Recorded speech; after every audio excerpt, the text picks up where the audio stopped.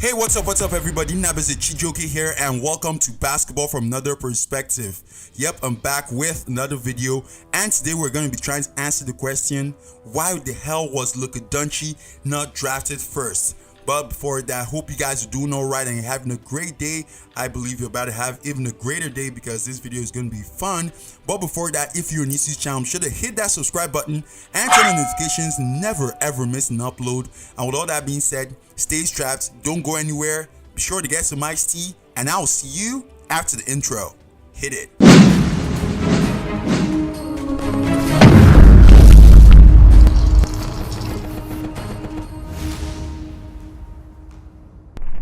Okay, welcome back, guys. Let's get started. So I've been watching Luka throughout this season, and I had no idea who this guy was. I'm not even going to pretend I knew him before this time, and I didn't follow up on the draft because honestly I have not been interested in a draft pick since Kyrie Irving, I think in 2012 or 2011, I don't know. And after last year, watching Lonzo Ball come in the league and not live up to expectation, I think was the first pick. I think Michael Fultz or so. I hope I didn't just ruin this guy's name. And I've kind of lost interest in the draft selection. But watching this guy, I decided to check. I was like, this guy had to be the first pick. And I went on Wikipedia. I was surprised to see that he was the third pick. This guy just blowing the NBA up. And, you know, he has more all-star votes than Stephen Curry, Kevin Durant, Westbrook, and Damian Lillard, all those guys. And the only guy in the West has more votes than Luka right now. For the fans, of course, is LeBron James. I would have loved to see what would have happened if this guy had the most votes in the Western Conference. That would have just been hilarious, okay? So you look at this guy's footwork, his composure, his clutchness, if I might say that, and all these things comes from playing in a professional league. And in case if you don't know, the competition in the Euro League is significantly higher than the one in college, okay, in the NCAA.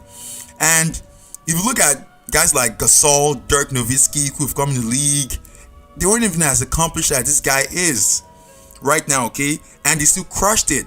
So I don't know, is it that there's a stereotype on Europeans coming to the league, or they don't just believe that the guys coming from Europe are as good as the guys in the NBA, or is it that they didn't look at his resume? I think the latter is the case, because I don't think they looked at this guy's resume.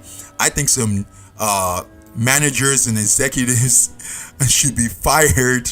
Just kidding, but looking at this is ridiculous. Come on, man, this guy's so accomplished. Let's look into a few of his accolades so far, okay, because this is EuroLeague we're talking about, the second most popular, or should I say second most difficult league in the basketball world, okay? This guy's a EuroLeague champion, EuroLeague MVP, EuroLeague Final Four MVP, a two-time EuroLeague Rising Star, all EuroLeague first team, three-time La Liga ACB champion, La Liga ACB MVP, and by the way, the La Liga ACB is the fourth most popular basketball league in the world, behind the NBA, the WNBA, and the EuroLeague, of course. And this is just to name a few, okay? There are a lot of more accolades. I don't want to go into every one of them. I'm just going to the ones that I think are significant and should really be out there.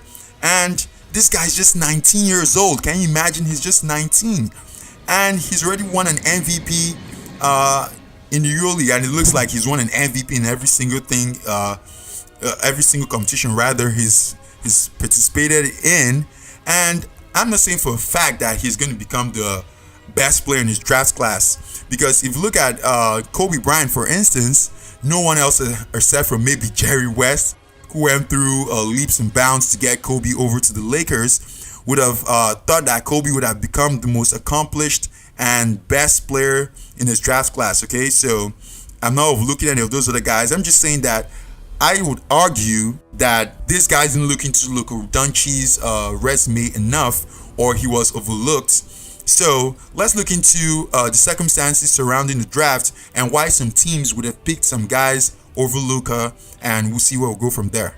Okay, so the first player I want to talk about is the number 1 draft pick, DeAndre Ayton. So first of all, I want to give this a pass right off the bat because I get that the Phoenix Suns had Devin Booker already, who I wouldn't say plays the same as Luka, but still the same scoring and playmaking role. So I get it makes sense that you take a big man who can supplement the team and give you some kind of variety. And this guy is no slouch, of course. You all know him if you followed up on the draft.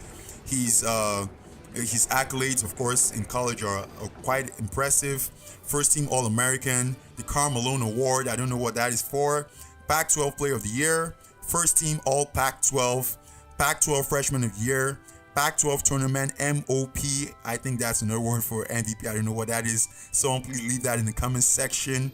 Then the McDonald's All-American, and all these are cool, but if you look at Luka, someone coming from the EuroLeague, an MVP, being the MVP in the EuroLeague is not something you can just look. It's something to marvel over. Okay, this is amazing, and this kind of is similar to the Jordan draft class where they took Olajuwon over Jordan.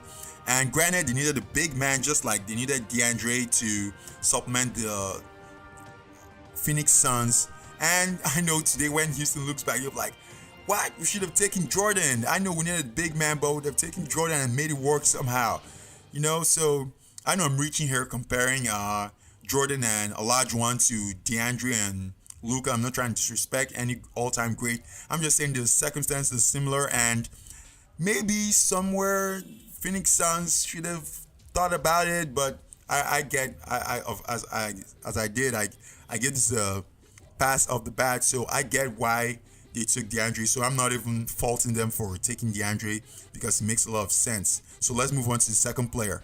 Okay, so the second player I want to talk about is, of course, the second draft pick, Marvin Bagley. And of course, this is similar to the first case, but it's inexcusable in my opinion because you already have a player in De'Aaron Fox who's a playmaker. I get that, but he's a point guard. And I don't see a world where a small forward and a point guard can play together. So I don't get why you drafted Marvin Bagley over Luka Doncic, okay? So it doesn't really hold up in my head because Westbrook and Durant, it worked out fine, just that it had some ego issues.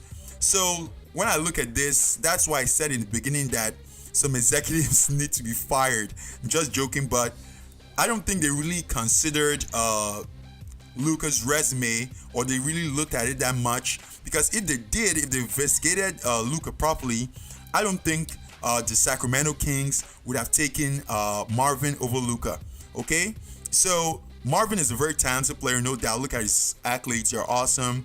He was the consensus first team All-American, Pete Newell Big Man Award, ACC Player of the Year, first team All-ACC, ACC Rookie of the Year, first team All-USA today. But when you compare that to an MVP from the EuroLeague, and we've already established the fact that EuroLeague's competition is higher than the NCAA, okay? Because I tell you for a fact, there've been some really good guys from college who've gone over to Europe, and it hasn't worked out that fine, okay? But for me, except if it's once in a lifetime player like Zion Williams, I'm not taking Marvin over Luka, okay? So Marvin might end up becoming way better than Luka in the future.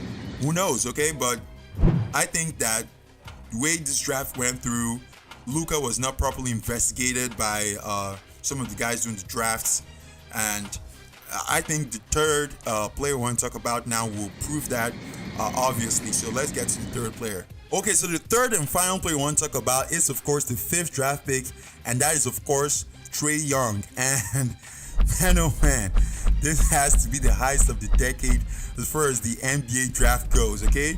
So I get it, you get an extra first round pick, and we don't even know if the first round pick is going to be first, second, third, fifth, sixth, seventh. We do not know that, okay? And I get it, Trae Young is a pretty good player. He led the NCAA in points and assists last season. He's also the first player in college history to do that. And look at his accolades, they're pretty awesome. You know, the consensus first team All-American, WAYMAN TISDALE Award, first team All Big 12, Big 12 Freshman of the Year, NCAA Division I scoring leader, NCAA Division I assist leader, McDonald's All-American. All these are awesome. But I would argue that when you compare that to Luka Doncic's accomplishments, you can just see for a fact that Luka Doncic is just way ahead. at the same age, I guess they're about the same age. You can just see that Luka Doncic is more poised, is more composed. Look at final moments of the game. Just give the ball to Luka Doncic or Trae Young and see the difference, okay? This guy is just way ahead of his draft class.